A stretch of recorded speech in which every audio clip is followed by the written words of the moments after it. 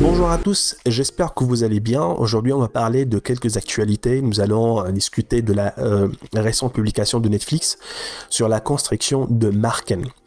Marken, en fait, c'est un service d'annotation évolutif. Et aujourd'hui, en fait, je vais vous présenter les principales caractéristiques de cette technologie et les défis que Netflix a relevés pour la mettre en œuvre.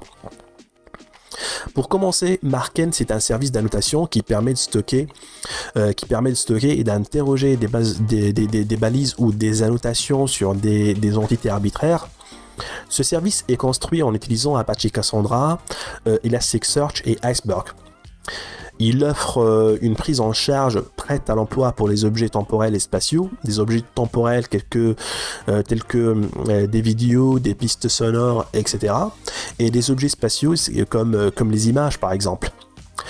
Et en fait, c'est une étape, donc l'importance de l'annotation, en fait, c'est une étape de préparation faite sur les données avant de les donner en entrée pour un algorithme de machine learning. Pour qu'un modèle d'apprentissage automatique soit considéré comme précis et efficace, il est essentiel que les données aient le bon niveau d'étiquetage et d'information. L'étiquetage, en fait, c'est un processus qui consiste à ajouter manuellement ou automatiquement des étiquettes ou des annotations aux différents éléments de données non structurés, c'est-à-dire sans vraiment évoquer la structure ligne et colonne, dans le but de préparer ces données pour l'analyse. Je peux vous donner aussi un exemple, si on travaille par exemple sur un projet de reconnaissance de texte, il faudrait étiqueter chaque mot avec sa catégorie grammaticale pour aider le modèle à mieux comprendre et analyser la structure des phrases. Et du coup, Netflix en fait se sert d'un service qui permet d'ajouter des métadonnées et des objets dans divers domaines. Par exemple, une petite annotation peut juste signaler qu'un film contient des scènes violentes. Mais ce qui est cool en fait, c'est que ce service appelé Marken va plus loin que ça, va plus loin en permettant aussi de stocker des informations plus complexes, genre celles produites par des algorithmes d'apprentissage automatique pour reconnaître les personnages dans une scène.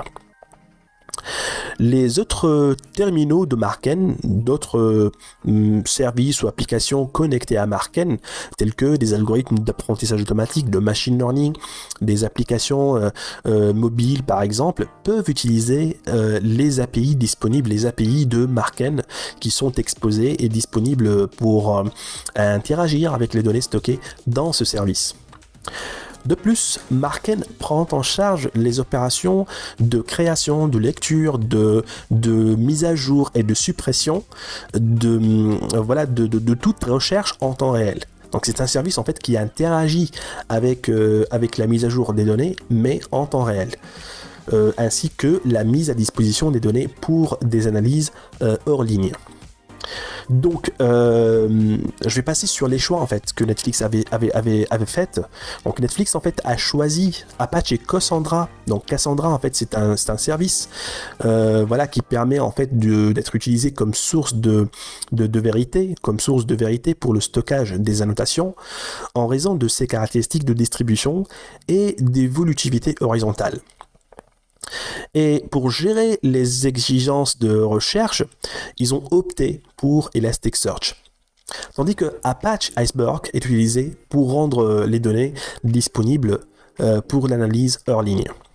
Donc, l'architecture globale de Marken repose sur ces trois technologies clés. Et il est aussi intéressant de noter que Netflix a commencé avec un cluster Cassandra de 12 nœuds, et l'a augmenté à 24 nœuds pour prendre en charge la taille de données actuelle qui comprend environ 1,9 milliard d'annotations avec une taille de données de 2,6 téraoctets. Donc vous imaginez la volumétrie. Donc c'est pas tout, il y a quand même des difficultés. Donc le défi en fait majeur pour l'équipe de Netflix, c'était en fait de gérer l'ingestion des données. C'était de gérer l'ingestion des données provenant des pipelines de machine learning, des pipelines de données de la machine learning, tout en mettant la réactivité du système. Ils ont résolu ce problème en mettant en place une pile différente pour contrôler le flux d'ingestion, en assurant ainsi une latence de recherche cohérente pour les consommateurs. Pour la latence de recherche, pour les requêtes textuelles avec Elasticsearch est généralement en millisecondes, tandis que les recherches sémantiques plus complexes prennent généralement plusieurs centaines de millisecondes. Marken utilise également Apache Iceberg pour conserver toutes les données et prendre en charge les requêtes de données en masse dans les scénarios d'analyse hors ligne, sans impacter la latence des clients en ligne. Et sur cette note, je vais mettre fin à cet épisode de ce podcast. J'espère que cette présentation de Marken vous a été utile. N'oubliez pas de vous abonner pour ne rien manquer de mes prochains épisodes sur les innovations technologiques en liaison avec les datas, les actualités, les tendances du secteur. Merci beaucoup et je vous dis à la prochaine.